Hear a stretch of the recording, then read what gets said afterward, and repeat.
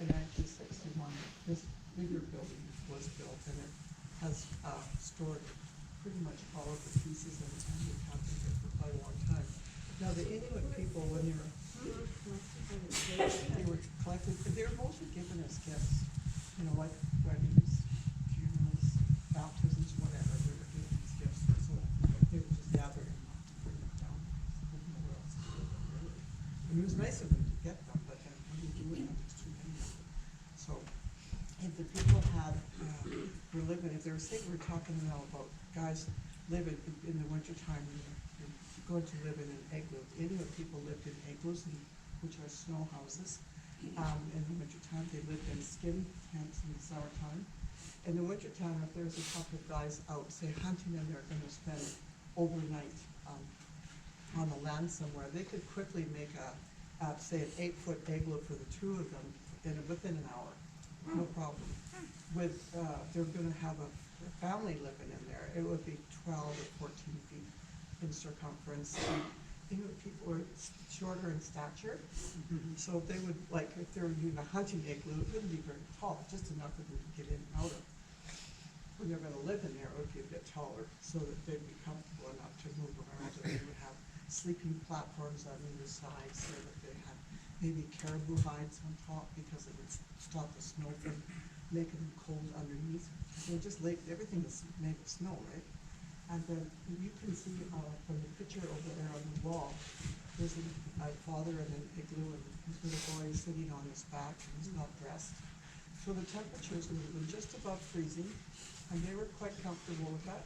I guess after a while you get used to the temperatures, right? Yeah, so the kid was fine in there, and but when it's minus 40 and the wind's blowing horizontally outside, it's quite nice to be inside of a quiet igloo where everything is comfortable. Now the wife had lots of different jobs. This is that cooling.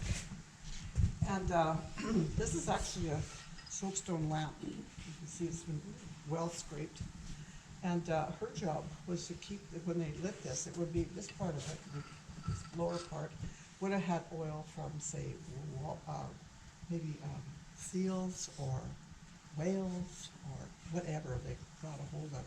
And so then they would put Arctic cotton grass across here, which they just rolled in their hands and put in here. And you can see a sample of it on the back, in the back. The second one from the end at the bottom, there's some little samples there, and you can see them. And she would have been using this little tool to flip where it started to burn and it started to smoke. She would take the wick and wick it off and keep it kind of nice and even, because if she didn't, and it started to smoke, it would smoke up the inside of the igloo, and they wouldn't have any light. So, it was kind of her job to make sure that didn't happen. Also, if it really got going nicely and started warming up, it would also ice up the igloo. Therefore, they'd have less insulation, and it would be cold in there. So that was one of her many jobs. The wives had to be kept very busy, because the men had to do the hunting, and it's pretty important to make sure that his clothes are good and everything that he needs is in place, because they really rather depend on him. Yeah.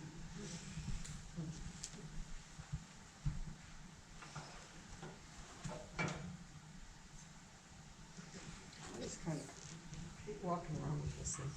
It's kind of big and sharp, and it doesn't look very good to be hanging out with this thing. But anyway, I'm going to show it to you, then I'm going to put it away. So this is a snow knife that was made by one of the guys who was living in igloos. This on the either side here is copper. When I looked at this copper, I thought, where would they get the copper from? I'm thinking maybe an old pot.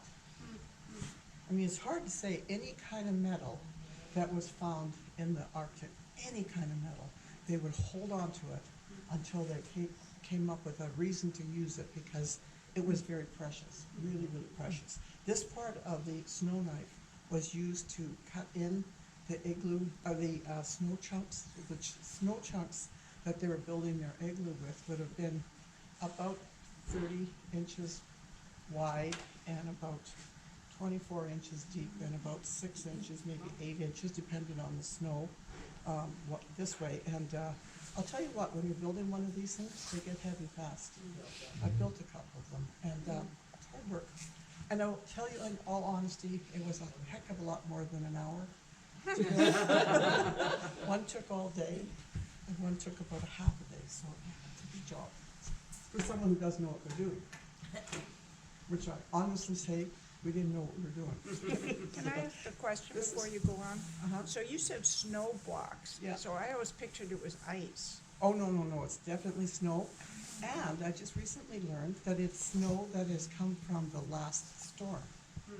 Because there's lots of different consistencies of snow. You know, you might have noticed it in your own life, right? If you walk and maybe it's kind of sugary and other times it's kind of hard and crunchy and that sort of thing. So it has to be snow from the last storm. I didn't know that till recently, so that was kind of interesting. Because I know we always looked around snow for different kinds of snow when we were doing this, but it was always somebody else looking for the snow, not me. So I didn't really know what they were looking for, you know. This is an ulu. This is the woman's tool.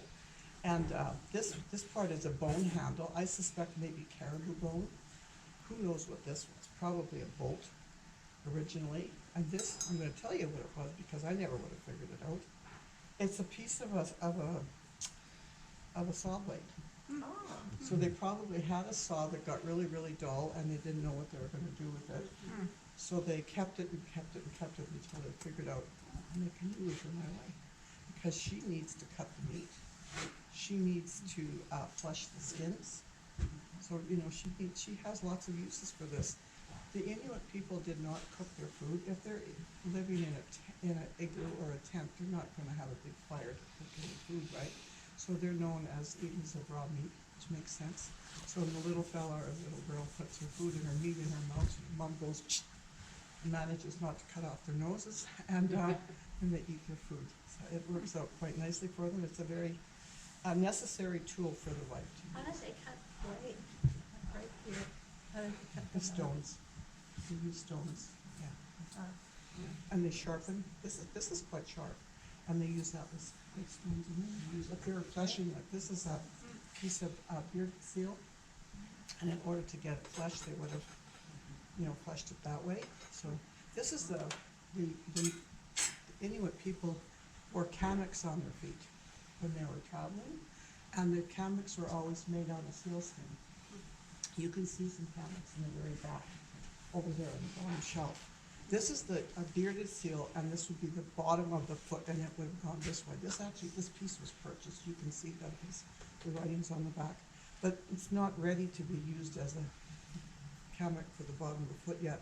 The wife's job would have been to chew that until it was pliable. You can see there's a picture over there of a lady chewing. Wow. And then when it got pliable, then she could bend it. And the bearded seal would have been the bottom of the boot. This one's going this way, and that would have been the bottom of the boot, and it would have come to about the ankle. Then after that, from there to here, would have been ring seal. Ring seal is a much smaller seal, and it has a thinner, I don't know what you call it, the skin? The skin part, I guess, yeah. It was much thinner, and so they were able to make these moccasins and kamiks. Inuit people call them kamiks, and Native Canadians call them moccasins. It worked out really well for them. Let me just put this away and I want to show you a couple of things. Then I'm going to go over here. We have different kinds of soapstones and serpentines and different items. And these original pieces that came here mostly were made of ivory. And the ivory kind of starts here and the pieces work their way around. And as you come around the building, you can see there's more different types of soapstones that they use in serpentines. These couple of items in here are actually made from whalebone. And I thought this was kind of an interesting piece right here because there's a polar bear standing there holding a ball. And you have to look at that and think, oh, really? What are they thinking about there?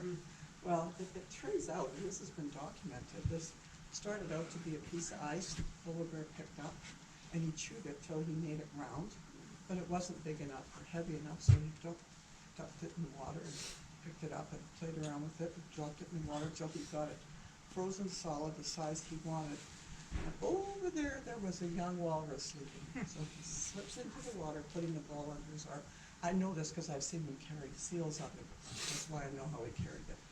He slips into the water and comes up behind the walrus and comes out nice and quick and Wow. whacks the walrus on the head, and then he eats for another few more days. My goodness. So Wow. I don't know if you've had time to really look solidly at polar bears and see what's going on with them, but if you really watch those guys, you can almost see them thinking, do I want to walk this way along the edge? Or if I go a little bit further, I won't have to get my feet wet. So they're doing that all the time. So I just think it's interesting, the different things that they do here. In the very back, you'll see there's a baleen from the bowhead whale. This is you know the bottom part of the baleen? This is a piece that somebody's carved, I'm not sure who. There's another piece on the back showing the dog team, and the baleen part is, the string is hanging down over there. Also on the third case from the left-hand side, there's showing, like the case shows games that the Inuit people play. They gather in the summertime and visit with each other and, you know, meet up with relatives and make new friends. And over there, there's a piece on the bottom where it shows two fellas doing a tug of war. It's braided with caribou sinew, very, very fine, and it's not very big. And they've got hoods, the hoods come up and down, the arms go back and forth. So I think it's in a good place in a museum because it's a really kind of unique piece. There are some flat cases at the back over there, and if you look at the third one from the right-hand side, you'll notice there's some really very small pieces in there. They're so small you can hardly see what they are. Well, there was a gentleman that was losing his teeth and he didn't have anything to work with. So as his teeth fell out, he was carving them. Wow. I'd like to know how he held on to them. Yeah, no kidding. You know, like, I don't think they would have had tweezers or anything. I don't know. Just I'm looking at them and I'm thinking, like, what are these things? They're so small. But anyway, have a look. There's some interesting things. We'd love it if you'd sign our guest book before you leave. If you don't like putting your name in guest books, put your neighbor's name in. Whatever makes you happy. But Or your just- arch enemy. that works too. We kind of like to know where people come from and how many people visit the museum. If you choose to pick up something at the gift shop, the monies go back into the museum. So enjoy. Thank you very much. Thank you. I'll be happy to help you with any questions.